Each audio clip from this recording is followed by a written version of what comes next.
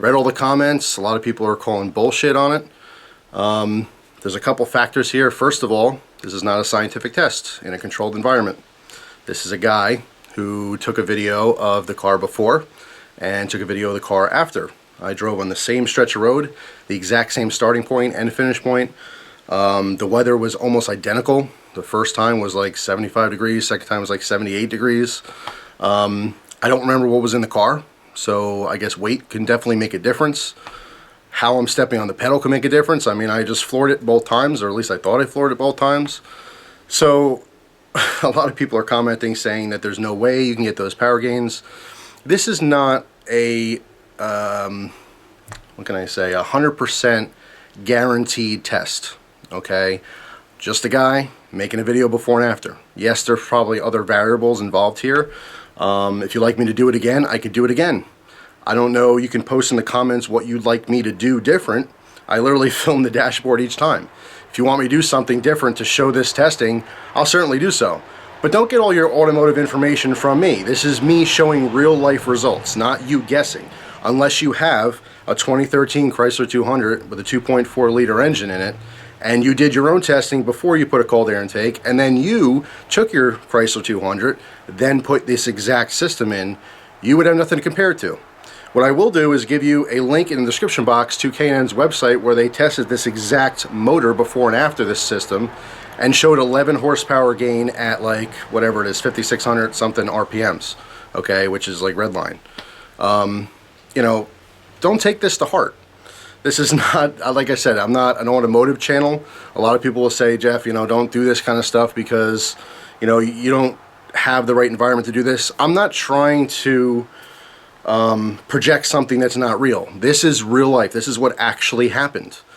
Something someone else pointed out was the fact that the factory air box is restrictive. However, the other variable is how dirty or clean the filter is itself. It could be even more restrictive. You know, it could be really choked of air because of the fact that the filter is clogged with dirt and debris and stuff like that.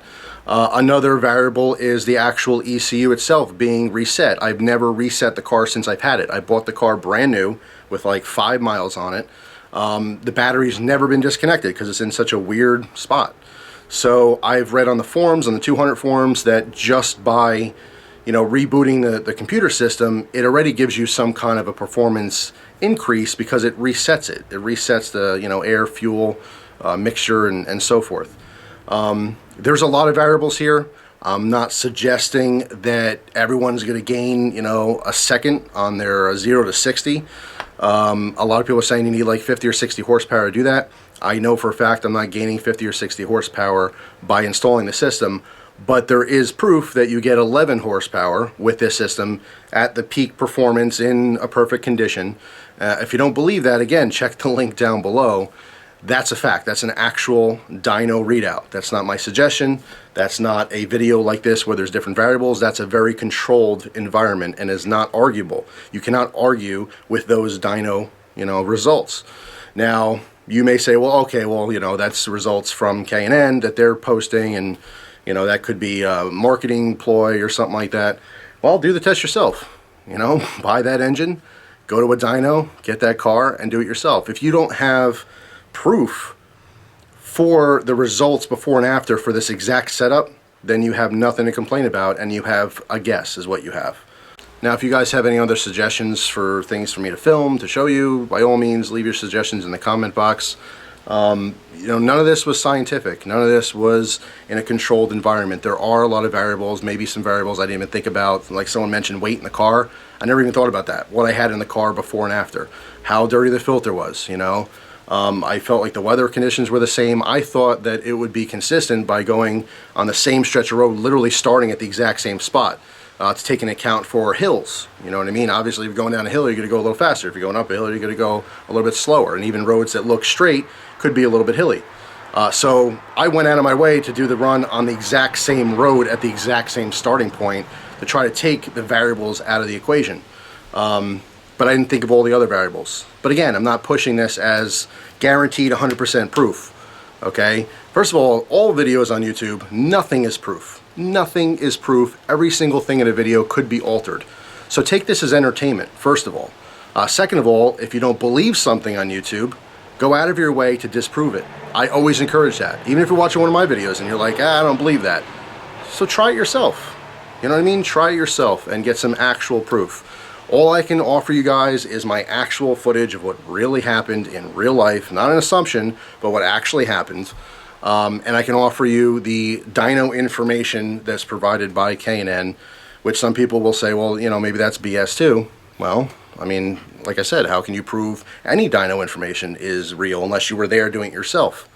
You know what I mean? Anything could be, you know, considered to be BS, you know? Just don't take it to heart. This is supposed to be enjoyable going on YouTube. It's not supposed to be, you know, argumentative. And I never, in a million years, thought I'd post that video and it would start all these arguments and would get people upset. It's not really supposed to be like that. It's supposed to be, you know, fun and entertaining. Now, a message to all the car people out there who take offense to my car videos. There's only so much I could do. You know what I'm saying? If you don't like watching the car videos, don't watch them. But it's not turning into a car channel, which I know some people think. You know, I've gotten those comments too. Is where's the knives? This is a car channel now. I don't have a dealership. I'm not a mechanic. I don't have a constant flow of cars. Like I said, there's only so much I can do. After the cold air intake, that's it. I don't really have any plans for my Chrysler. If I get the windows tinted, I'll show you what it looks like. Other than that, I got to fix the Monte Carlo. I'll just give you an update. I do have an update on what happened with you know, the mechanic that I went to. I'll share that when I start getting it fixed. But you know, it's very limited. There's not a lot to show. So don't start thinking that I'm gonna have you know 100 more car videos. There's just nothing to show you on video. What I do have is hundreds and hundreds more knife reviews, and you know, I guess I'll get back to the regularly scheduled programming. But I make no apologies. You know, I do what I do on YouTube. I'm doing things in real life and I'm sharing them on camera. I don't have a script on this channel. I don't have, you shouldn't have any expectations. You never know what you're going to get. The only thing I can ever promise you is there will always be knives. Just remember something very important. When you're on the internet, take everything you see with a grain of salt. Anything could be altered. The only thing I can ever offer you guys in my videos is my honest opinions and my real life experiences. And that's all that video was. It was a real life experience. I'm not going to say it's going to happen every time. I'm not saying that your car. I'm not suggesting that you know, you're getting 100 horsepower out of this thing. You're clearly not. But what I can show you is the proof that K&N provides, which is 11 horsepower, you know, gain in a perfect scenario, perfect condition, which obviously when you're driving around is not. It's probably more like, you know, 5, 6, something like that. But, you know, the video is what it is. Unaltered, filmed, edited, and the editing was to put them together in the same shot so they'd start at the same time. That was the extent of the editing.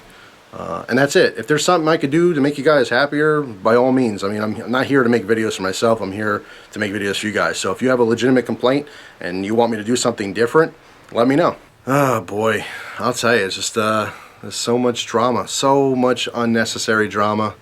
You know, at the end of the day, I don't give a shit if you buy a cold air intake or not. I'm simply sharing my experiences. It's that simple. So take it for what it's worth. Thanks for watching. Hope you guys have a great day. And I'll see you soon. Take care.